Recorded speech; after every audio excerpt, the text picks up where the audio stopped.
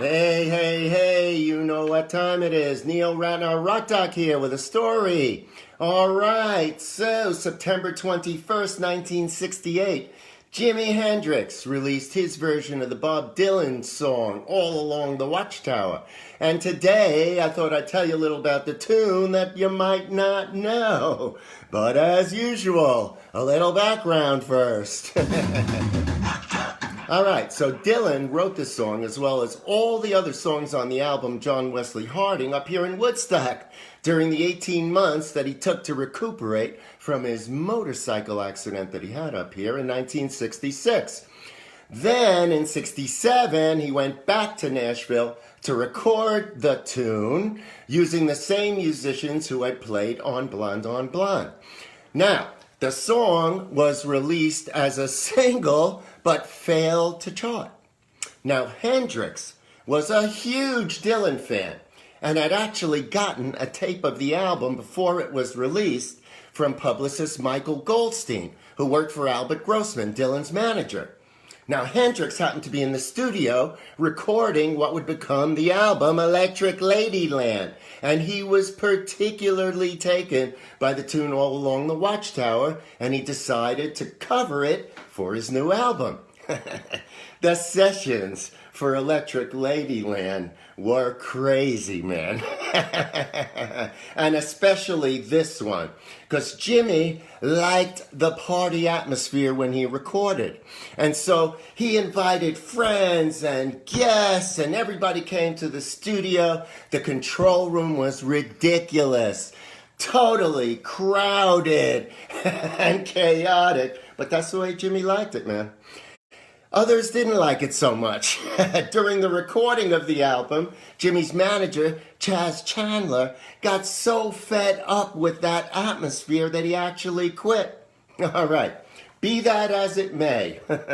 In January of 1968, just 2 months after Dylan first recorded the tune, Jimmy came to the studio, and as engineer Andy Johns put it, Hendrix came in with those Dylan tapes, and we all heard them for the first time in the studio. Now, Hendrix had been working on and off with members of Traffic as he was recording Electric Ladyland, and Dave Mason showed up at the studio that day.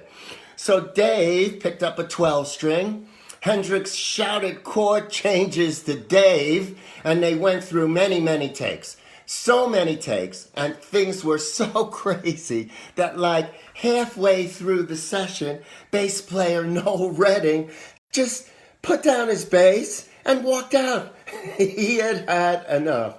So Mason switched to bass, but in the end, Jimmy ended up playing the bass part you hear on the record. Now, another good friend of Jimmy's who happened to be around that day was Rolling Stone Brian Jones, who played various percussion instruments, including something called a vibroslap, which is the whack you hear at the end of each bar of the intro. Now, in the end, Hendrix was dissatisfied and went on re-recording and overdubbing guitar parts during June, July, and August. The completed version was released as a single in the United States on September 28, 1968, almost a month prior to the album release on Electric Ladyland in October. Now, Hendrix's version became the hit Dylan's wasn't, and his highest charting single, as well as being cited by Rolling Stone as one of the greatest 500 songs of all time. It was actually in the top 100. I think it was number 49. Dylan loved it too, believe it or not. And he said this of the Hendrix version: "It overwhelmed me, really. He had such talent. He could find things inside a song and vigorously develop them. He found things that other people wouldn't think of finding in there. He probably improved upon it by the spaces he was using. I took license with the song from his version, actually, and continue to do it to this day." That's right. After Hendrix's version, Dylan actually picked up things from the Hendrix version that he liked better than his own version, and he uses it when he plays the song to this day. How cool is that? And what did Jimmy think of Bob? Well, all those people who don't like Bob Dylan's songs should read his lyrics. They're filled with the joys and sadness of life.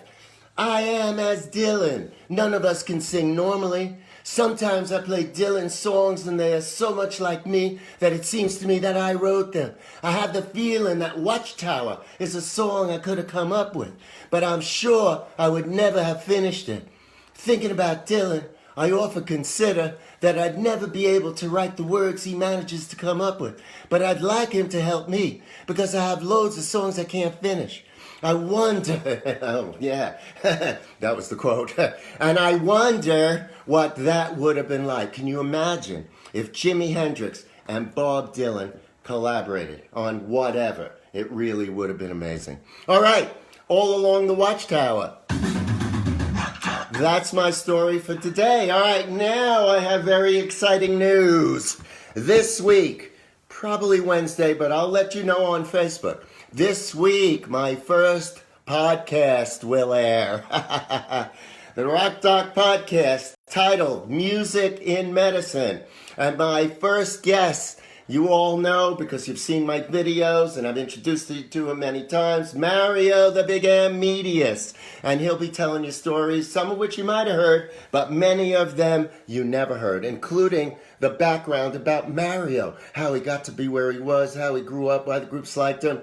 So, I will keep you posted. It will be on the WoodstockPodcastNetwork.com. That's all one word. WoodstockPodcastNetwork.com. But I'll let you know when it's up, and then it will stay up there the following week, part 2 of Mario's interview, and then every 2 weeks there will be a new podcast. It's very exciting. It'll be a magazine-type format. I'm going to do stories, This Day in Rock. Then I'm going to have my interview. And then I'm really excited, since I am the Rock Doc and since I am a doctor, I'm going to do a medical segment.